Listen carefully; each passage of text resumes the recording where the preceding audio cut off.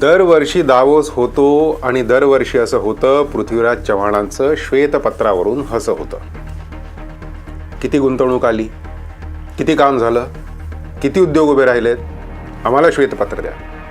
देवेंद्र फडणवीस अनेक वेळेला दरवर्षी मला वाटतं ते मुख्यमंत्री असताना डायव्हर्सला जात होते. एकनाथ शिंदे गेले आणि प्रत्येक वेळेला तुम्ही इतके लाख कोटी तितके लाख कोटीचे आकडे सांगता. आम्हाला सांगणं यातले किती उद्योग प्रत्यक्ष रूपाने कार्यान्वित झालेत, किती गुंतवणूक आली आहे, किती रोजगार निर्माण झाले, कुठं कुठं कारखाने हे तयार झाले, ते काय माल तयार करतात, याची एक श्वेतपत्रिका काढायला नको. आता एखाद्याला खरंच माहिती हवी असली तर काही गोष्टी शोधल्या सहज माहिती केल्या जाऊ शकतात, पण यांना श्वेतपत्रच लागतं. महाराष्ट्रातल्या 228 पैकी यांचे 16 आमदार आहेत, पण तरी जुनी सरंजामी वृत्ती काही जात नाही. प्रकरणात आपलं काही रोल असो नसो, पण सगळं आम्हाला सांगून आम्हाला कळवूनच झालं पाहिजे असा एक बाणा. पण लोकशाही आहे, त्यामुळे उत्तर मागणं त्यांचा हक्क आहे. तर महाराष्ट्रात सरकारने गेल्या वर्षी 15.7 लाख कोटींचे 54 MOU केले होते. यात manufacturing, electronics, lithium battery, education, infrastructure, defence आणि क्लीन एनर्जीचे सेक्टर्स होते. या करारांपैकी 75 ते 80% करारांवर जमिनीवर काम सुरू झालेलं आहे. 17 कंपनींना फास्ट ट्रॅक दर्जा देऊन त्यांना जमिनी आवंटित झालेल्या आहेत.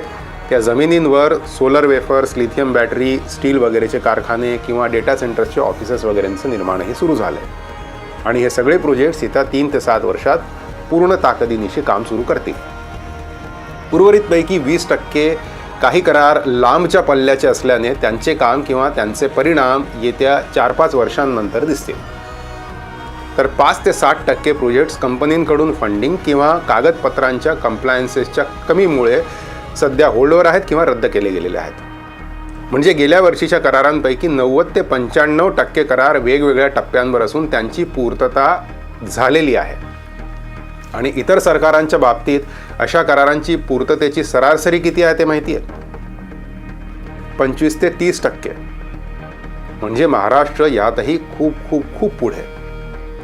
पण पृथ्वीराजजी प्रत्येक विकास कामाला संदेहाने बघतात.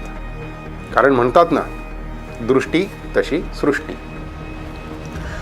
आदरणीय पृथ्वीराज चव्हाणांनी मुख्यमंत्री असताना मुंबईत एका प्रकल्पाचं उद्घाटन केलं होतं, घाटकोपर वर्सोवा मेट्रोचं.